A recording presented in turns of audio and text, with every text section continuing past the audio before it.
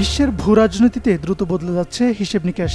Ukraine, মধ্যপ্রাচ্য এবং পূর্ব এশিয়ায় তৈরি হয়েছে একাধিক যুদ্ধের ফ্রন্ট। এই অস্থিরতার মাঝে মধ্যপ্রাচ্যে আত্মপ্রকাশ ঘটেছে এক নতুন আঞ্চলিক মেরুকরণের। ইতিমধ্যে প্রতিরক্ষা চুক্তি করেছে সৌদি আরব, তুরস্ক ও পাকিস্তান, যেটি পরিচিতি পেয়েছে মুসলিম নেটো নামে। কিন্তু এই নতুন জোট রাশিয়ার জন্য কতটুকু হুমকি?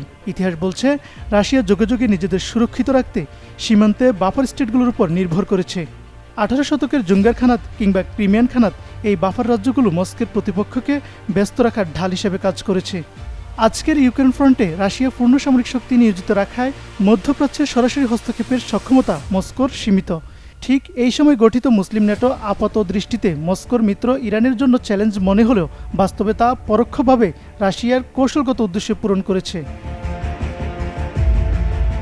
1991 সাল থেকে মধ্যপ্রাচ্যে একক আধিপত্য বজায় রাখা ওয়াশিংটনের নিরাপত্তা কাঠামোর উপর বড় ধাক্কা দিচ্ছে এই আঞ্চলিক জোট। মার্কিন বলয় থেকে বেরিয়ে মিত্র দেশগুলো যখন নিজেদের নিরাপত্তার ভার নিজেরাই নিতে শুরু করে, তখন যুক্তরাষ্ট্রের কৌশলগত হিসেব নিকেশ আরও জটিল হয়ে পড়ে। তবে এই জোট কি সত্যি রাশিয়ার জন্য ক্ষতিকর হতে পারে? উত্তর, সম্ভাবনা খুবই কম। কারণ নেটোর মতো যুক্তরাষ্ট্রকেন্দ্রিক কোনো একক পরাশক্তি এই জোটে নেই। পাকিস্তান, তুরস্ক ও সৌদি আরবের জাতীয় অগ্রাধিকার ও যুক্তরাষ্ট্রের সঙ্গে সম্পর্কের মাত্রা সম্পূর্ণ ভিন্ন। এছাড়া ইতিপূর্বে সৌদি ভূখণ্ডে হামলায় পাকিস্তানের নিরাপত্তা বা ফিলিস্তিন ইস্যুতে তুরস্কের সরাসরি ব্যবস্থার অভাব প্রমাণ করে এই চুক্তি যৌথ যুদ্ধের চেয়ে রাজনৈতিক প্রভাব বিস্তারের মাধ্যম। বিশ্বে চলমান সংঘাতের প্রথম ফ্রন্ট বা যুদ্ধক্ষেত্রটি তৈরি হয়েছিল প্রায় 12 বছর আগে। তখন ক্রিমিয়াকে ঘিরে রাশিয়া ও ইউক্রেন সংঘাতে জড়ায়। এটি 2022 সালে পূর্ণাঙ্গ যুদ্ধের রূপ নেয়। প্রথম ফ্রন্ট তৈরির পর পশ্চিমারা তাদের বিশ্বব্যাপী আধিপত্য টিকিয়ে রাখতে চলতি বছরের ফেব্রুয়ারিতে ইরান আক্রমণ শুরু করে। এর মধ্য দিয়ে দ্বিতীয় ফ্রন্ট তৈরি হয়েছে।